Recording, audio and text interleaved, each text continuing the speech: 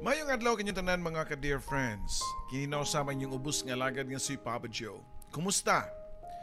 Well, karong adlaw lain na sa nga istorya ang tagaan nato kinabuhi nga pinada sa usa sa ato ang YouTube subscribers nga si Pretty. Kung usa may unod sa mong istorya atong paminahon hangtod mahuman. By the way, sa atong mga kaigsunan nga nagtanaw karon nga wala pa maka-subscribe sa ato ang YouTube channel, kay atong makita nga ubay-ubay gyud ay ang nananaw nato pero wala pa maka-subscribe. Para matabangan sa ninyo nga mulambo pa ang ato ang YouTube channel, please subscribe na lang po and click the notification button. Sa mga nangita sa mga daan atong mga istorya, inyo sa makaplagan sa Katabi with Ate Gems. And kung kamo mismo ginamong papada sa inyo ang kaugalingong suwat, pwede na nyo isend sa papajoesuperb@gmail.com.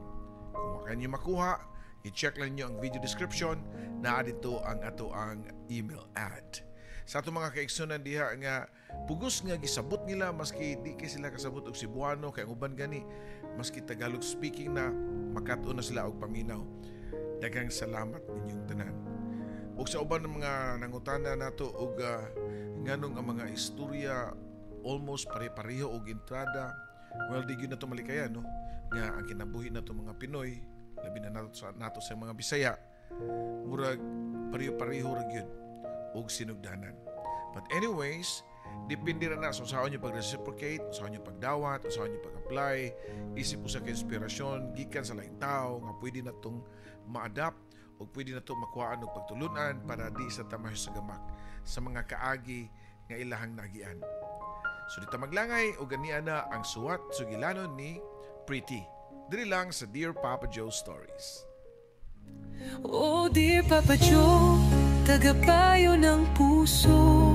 Sa bawat kwento, ikaw ang sandalan ko. Sa pag-ibig, sa sakit, sa pangarap at saya, ikaw ang tinig ng bawat nag-iisa. May iniwang sugat, may bagong simula sa mga liham. Hinahanap ang pag-asa sa bawat kwento mong pinakikinggan. May aral at saya na hindi malilimutan.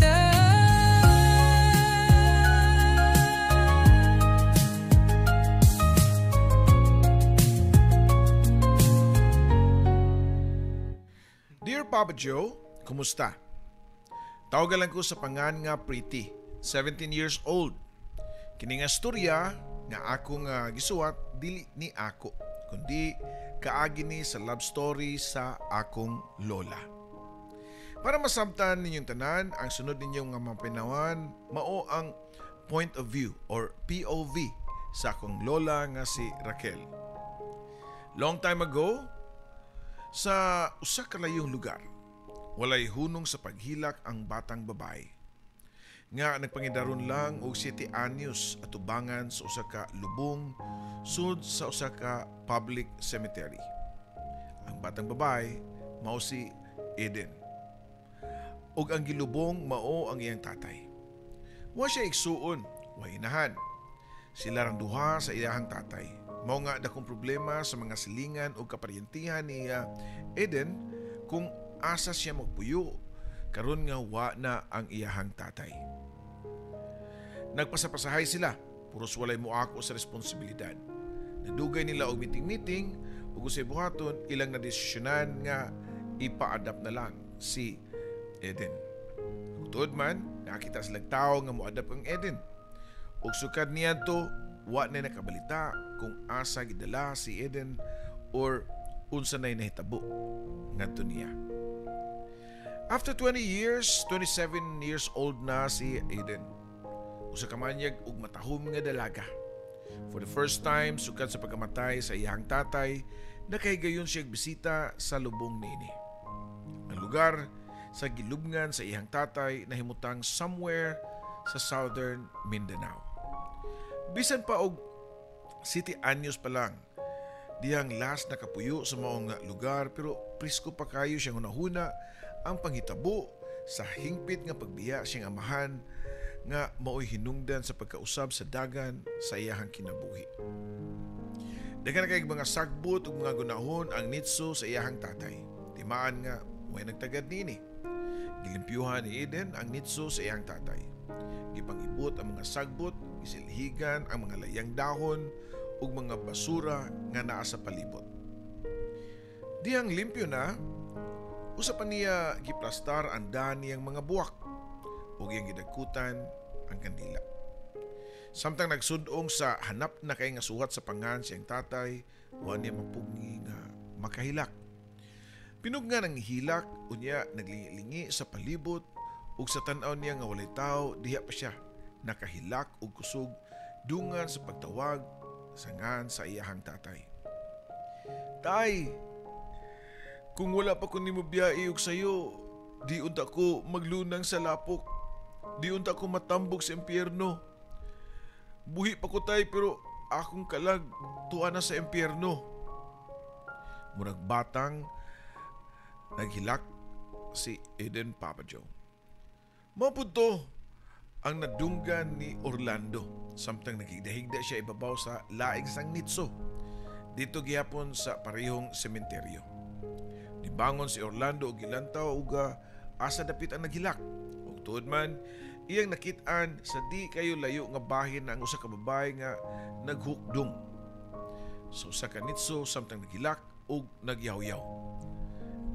Dili niya maklaro ang gipanulti sa mga babae pero kalit lang nga dunay niya santop siyang una-una. Murag familiar niya ang maong eksena. Pila na katuig ang nilabay. Gipaabot ni Orlando nga mukalma ang babae, usa pa niya giduol unya gitunol ang iyang panyo ngadto sa babae. Nakuratan si Eden.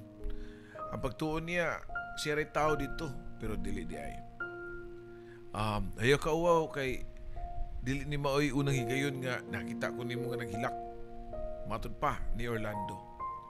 Unsay buot nimong ipasabot, tubag pa ni Eden.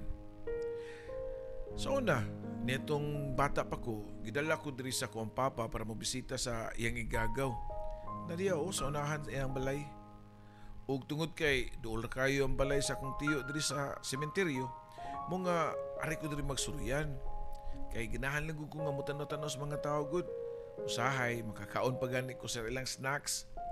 Mao siguro nay unang rason nga permanente na kong magsigari-ari diri kay makalibre man kong snacks.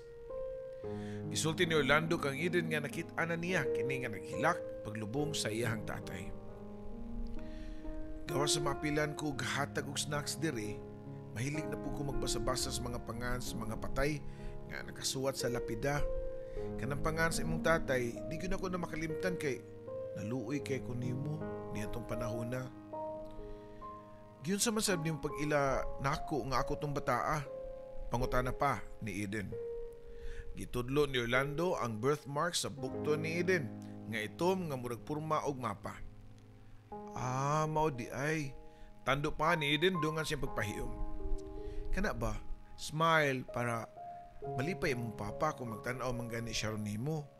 Sulti pa ni Orlando.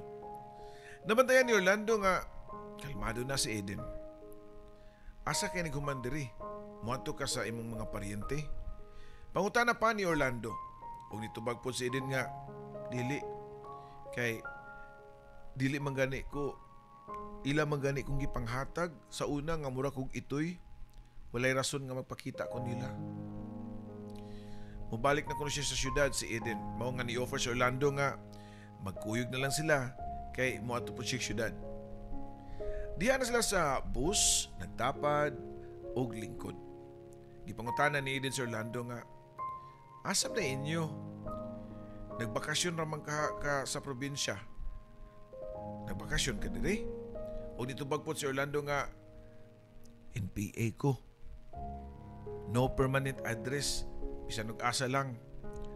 Wa na lang namugo siya Eden sa pagpangutana sa address ni Orlando. Hangtod nga nabot sila sa syudad og ni-offer pa si Orlando nga ihatod si Eden dito sa ilaha.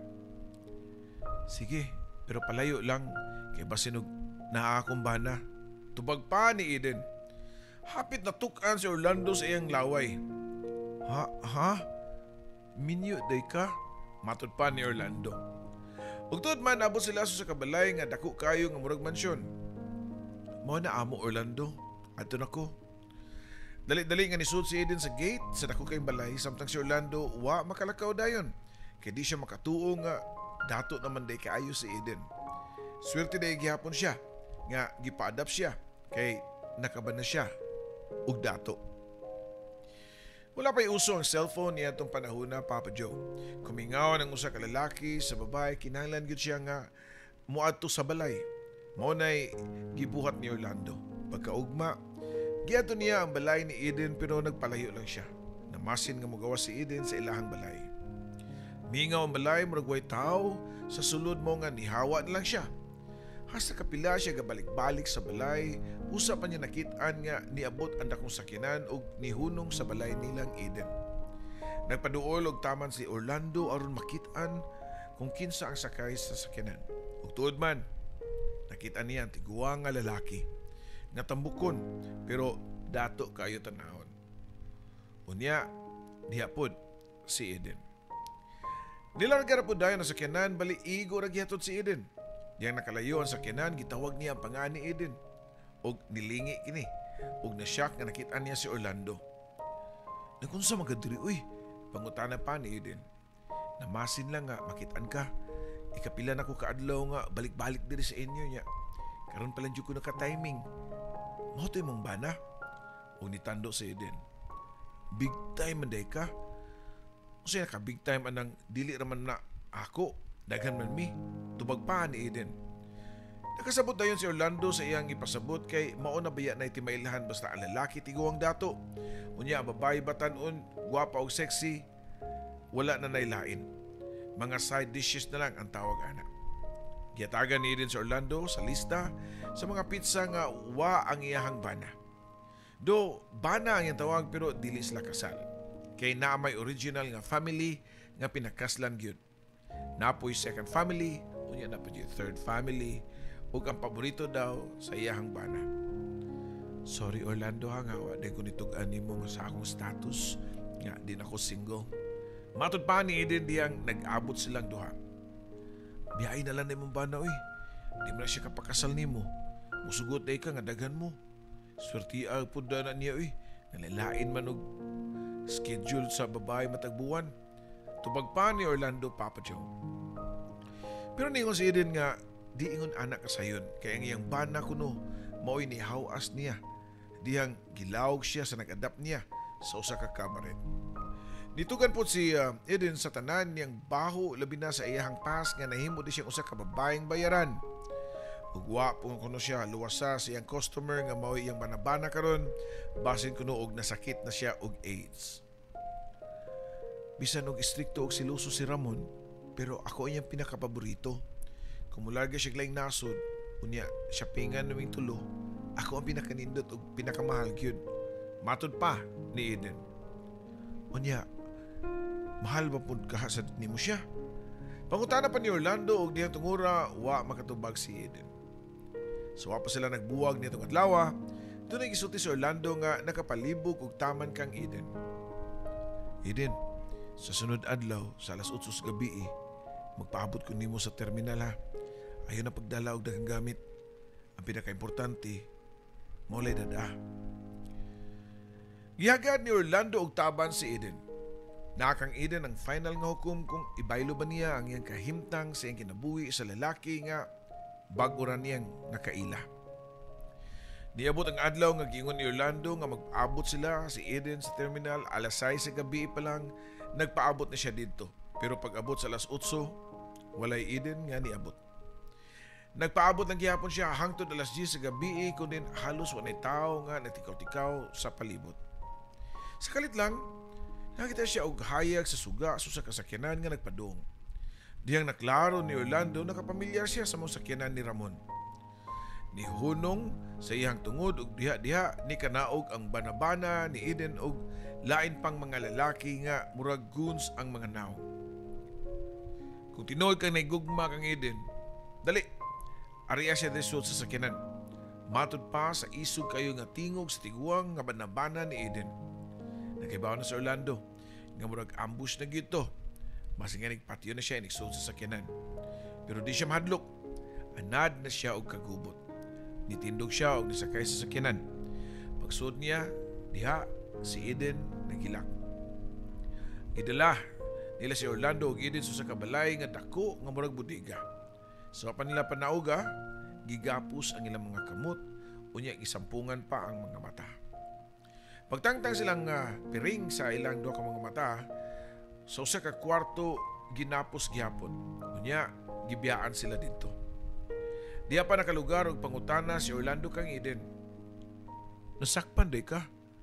Dito bagpod si Eden nga naghilak. Wa ko nasakpi oy. Ako gyud mismo ni sulti sa tinuod kang Ramon. Nihangyo ko niya nga tagaan ko niyang freedom, pero nasuko siya. Patyon ko no kaniya, Orlando. Di ko mahadlok mamatay Eden eh. Karon na lang nga nakita na nako ang babae nga akong gihigugma. Andam ko mamatay. At least, na ay good cause ang akong kamatayon. Wala sila katiwa sa ilang pagstorya diyang nibalik na si Ramon kuyog sa iyang mga goons. Nisinya si Ramon sa iyang mga goons ug diha-diha itabangan nila kulata si Orlando ato bangan ni Eden. Mahal mo ning laki ha? Wa man ni bayag? Ha? Wa man ni nahot? Wa ni kabuhi nimo? Isog pa nga singka ni Ramon nga tukang Eden. Ramon, sakto na taon, maluoy ka.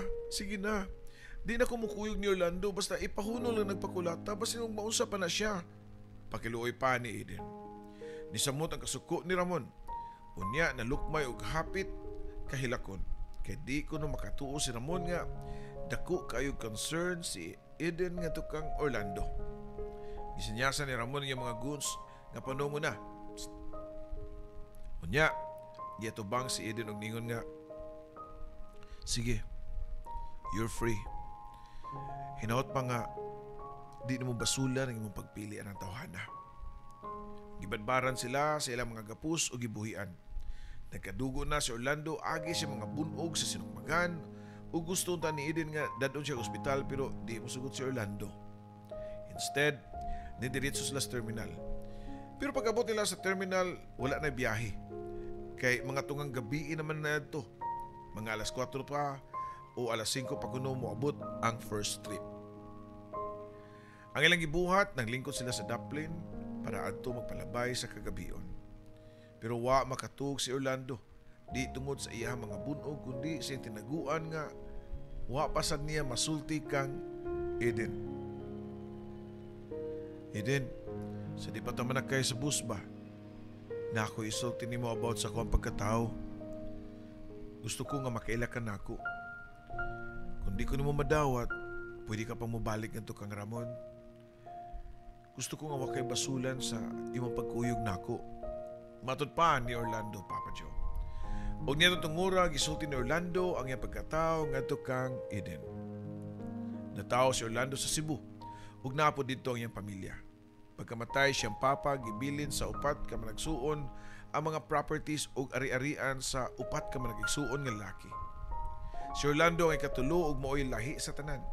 Siya ang black sheep sa managigsuon, bugoy-bugoy, barkadista, niundang og eskwela, bisyo dito, bisyo diri hangtod nga nakabarkada kini grupo nga naay kontra. Mao nga napadpad kuno dinhi si napadpad siya kay gipalayas kuno siya sa iyahang manoy.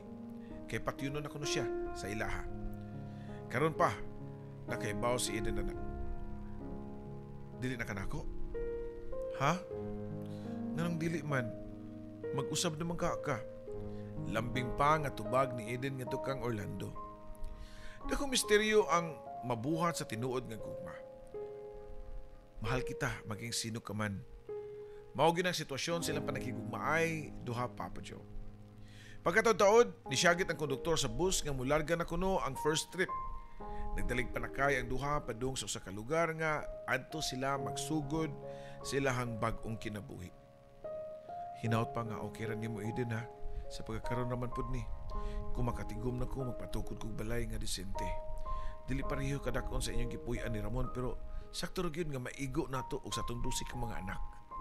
Matod pa ni Orlando og pag-abot nila sa gamay nga payag-payag nga gihatag sing ig-agaw para ilang puy-an. Lahi gyud kayo ang true love. Basta mo na mulihok kay nausab gyud si Orlando, Papa Joe. Nagkugi og ugmad sa yuta, nananom og mga kakao, mais, mga lansones, dragon fruit ug uban pa. Ang iyang gamay nga yuta nga gitamna ni dako ug nakapalit pa siya og laing yuta nga kasikbit sa ilahang yuta.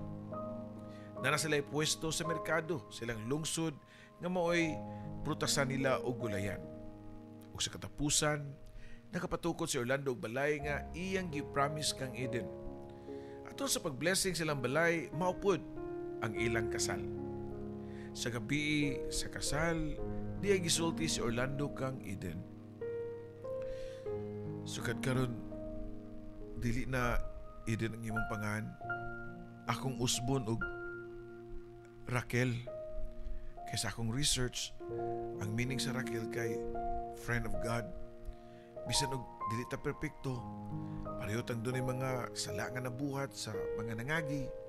Pero ako nagtuo nga kung imong basulan ang imong mga sala, mapasaylo ra ta sa Ginoo ug mahimo kanyang amigo. Ug tuod man nausab ang pangalan ni Eden. Hasta ilang mga kaila nga mga silingan ug mga paryente ni Eden, sa una maoy nag-adapt niya, Raquel na ang ilahang itawag ngadto niya. Natuman ang ilang gugma, na sila'y balay, na sila'y negosyo, pero wa sila'y anak. Bisan sa sobra sa 5 ka tuig nilang tipon. Gibati nagkaguol si Eden. O Raquel, kaya nakibaw siya unsa kagusto nga magkaanak ni Orlando. Nagpahimo na ganidaan og mga kwarto para silang mga anak. Mga babae ug mga anak sad nga mga lalaki. Pero bisag usa nila giunsan naghimo, wa gyud makabuo. O niyatong tungura, siya na pud ang nahadlok nga musulti sa tinuod kang Orlando nga dili na siya makaanak. Nganon na kay bawo magkaanak, Raquel, nagpatest na day ka? Oo, sa una. Kay si Ramon gusto po doon nga magkaanak mi, pero wa gyud makahimo. Mao nga gipa-check up ko niya og nigawas sa resulta nga nakoy depresya. Basi nadaot ako matris niya tong batanon pa ko. Diyang nisud ko sa pagpangita nga lawas ray puhunan. Masulubon pa nga sulti ni Raquel. Ayaw pagsultian na Raquel. Magampo lang kita sa Ginoo. Wa imposible sa ingahom. Hatagan na lagi ta niya. Malipay na ko bisag nayusa. Wala mawagtangi sa paglaom si Orlando nga makanak sila ni Raquel. Kay matud pa niya, iyang gipangayo sa Ginoo, tanan kunong iyang giampo sa Ginoo, natuma na. Pila ka adlaw ni labay dihay niabot nga bisita sila si Orlando ug Raquel. Si Salman nga kamanghurang igsuon nila ni Orlando. Kuya, tinud gyud ang balita nga niya sinso na kuno ka. Matud pa ni Salman. Nagrasyahan lang, sakto gyud ang maymay ni Manoy Robert nako sa una. Basta magbinutan, magrasyahan. Kung kini akong pagkabutan karon, utang nako ni kang Raquel. Kaya siya hinungdan aning tanan. Siya rason nga nagsubay nako karon sa straight nga dalan. Tubag pa ni Orlando. Kalit nga ni seryoso ang naw ni Salman. Unya ningon nga, mo na tuyo nako nga giariti ka kuya. Kay si Manoy Robert nagkasakit. Basta nung dili na kuno siya ni mo maabtan og Pasko. Mao nga gipare ka niya kay gusto siya makikita ni mo balik. Sa di pa siya mo panaw. Ang gingon ni Salman nga Manoy Robert mao ang kamagwangan nilang igsuon. Ang pinaka-istikto sa taman ug siya pud ang nagpalayas kang Orlando. Naguol si Orlando sa pagkaibaw niya nga nasakit ang iyang maguwang. Dahil siya gusto nga isulti siyang igsuon. Usa na ang papangayog pasaylo sa iyang gihatag nga konsumisyon sa panahon sa iyang pagkabatanon. Nangandam na si Orlando sa iyang paglarga padung sa iyang yutang na tawhan sa Cebu. Samtang nagputo si Raquel sa gamit nga dad-on ni Orlando, gibati siya kabalaka. Ang among nakaengkwentro sa inyo, nakalimot ba ka to? Pangutana pa ni Raquel. Nakalimot na siguro to, dugyan naman kayo to. Mga batanon pa man pumiyato. Tubag pa ni Orlando. Sige basta pag-amping baya gyapon ha. Ayaw pagutom, ipusta na tikag baon. Si Salman apilsad para inyong kanunon dito sa barko. Sobra gyud ka maghihunaon ni Raquel. Maayo kay siya nga moatiman. Og Kaning mga kinaiyaha ang nakapasamot og paghigugma ni Orlando nga niya. Nibiyahe pa manakigsuon nga Orlando ug Salman diyang nakasakay na sila og bus paingon sa pier. Mubalik dayon ko ha, Eden. Siyagit pa ni Orlando dungan sa pagwarawara sa iyahang kamot. Natinga si Raquel kay for the first time sukad niya itong giusab ni Orlando ang iyang pangan sa gabi sa ilang kasal. Kato pa siya gibalik og tawag ni Orlando sa tinuod niyang pangan nga Eden. Ang sulti ni Orlando, katulog ka adlaw na siya sa Cebu. Kung magkaistorya sila og tarong siyang Manny Robert, mubalik dayon siya sa Mindanao. Pero nag-usa ka simanan lang, wa gihapoy Orlando. So nahuna ni Raquel basin og dunay daw tang nitabo sa iyahang manoy kay mao may isulti nga masakiton kuno og basin og di na maabdan og Pasko. Pero niabot lang sa kabuan walay Orlando nga nahibalik. Gipalabay lang sa niya ang laing adlaw kay plano na unta niya nga apason sa Cebu. Pero dunay niabot si Laha, dili si Orlando kundi ang igsuon nga si Salman. Salman, asa kung bana? Kanong wa man nimo nakuha si Orlando? Pangutana pa ni Raquel kay murag dako kay pagduda nga naay nahitabo sa iyahang bana. Wala na si Kuya Orlando. Patay na siya. Tubag pa ni Salman. Nalupog si Raquel sa daotang balita. Natumba siya sa yuta og may nalang kay dali siya nga nalaya ni Salman. Og doon na po siya gisulti kang Raquel. Mao nga ni ako para isulti nimo ang katapusang tugon ni Kuya. Ingon siya nga, tell Eden nga I love her. Eden ang gigamit og dili Raquel. Well, regardless og unsang pangana, basta sa usa ka tawo lang ang padulngan sa iyahang mensahe. Sa katapusan, ginahawa ni Orlando si Raquel or Eden lang gihapon ang iyang gihigugma. Siya ang iyang ginuhuna. Nakuyapan si Raquel pagkadungog sa mensahe ni Salman. Ilang gitabang og tungod kay wa na gyud mauli.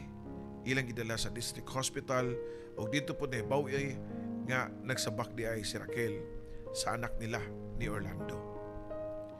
Papa Joe nga akong inahan mao ang one and only child nila ni Lolo Orlando og Lola Raquel. Og ako ang ilahang apo nga si Pretty. Indeed, wala masayop ang Lolo Orlando nga tanan niyang giampo sa Ginoo na tuman. Pero na-focus lang siguro siya sa pagpangayo sa Ginoo og anak. Nakalimot siya sa iyang gidaganan nga atraso. Sa pagkakaroon diya gyapon mi sa Mindanao nagpuyo sa balay nga gipatukod ni Lolo para sa ako ang lola. Ang akong lola 72 years old na og manggalimuntano na kaayo.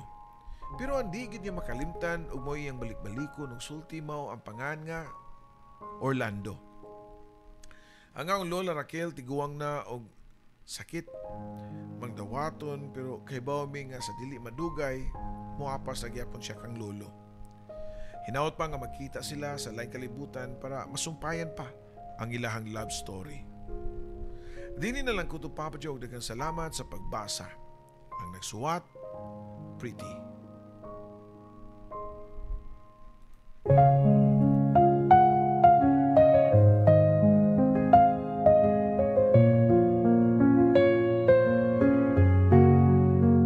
Sa bawat liham na aking sinulat, puno ng lungkot, saya at pangarap.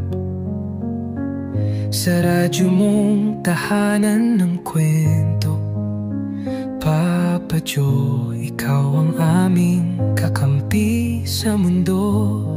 May luhang pumapatak, may ngiting bumabalik sa tinig mong kay lambing. Kami iyong pinapahid.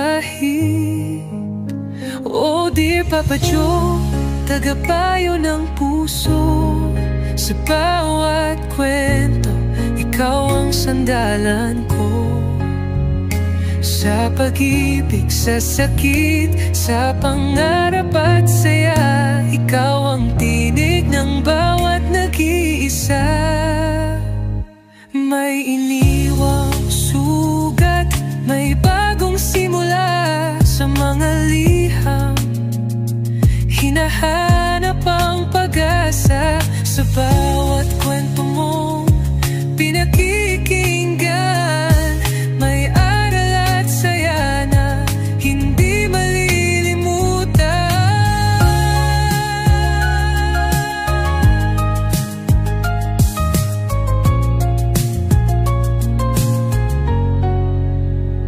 May iniwang sugat, may bagong simula.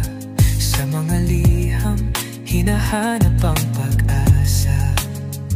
Sa bawat kwento mong pinakikinggan, may aral at saya na hindi malilimutan. May luhang pumapatak, may ngunting bumabalik sa tinig mong kailan din kami iyong pinapahid.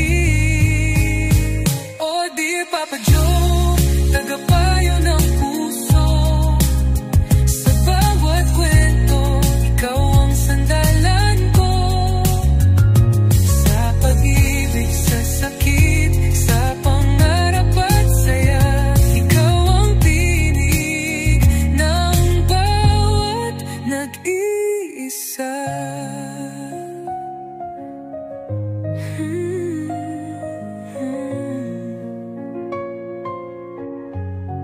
Sa alon ng radyo, tinig mong gabay, nagbibigay pag-asa sa bawat buhay.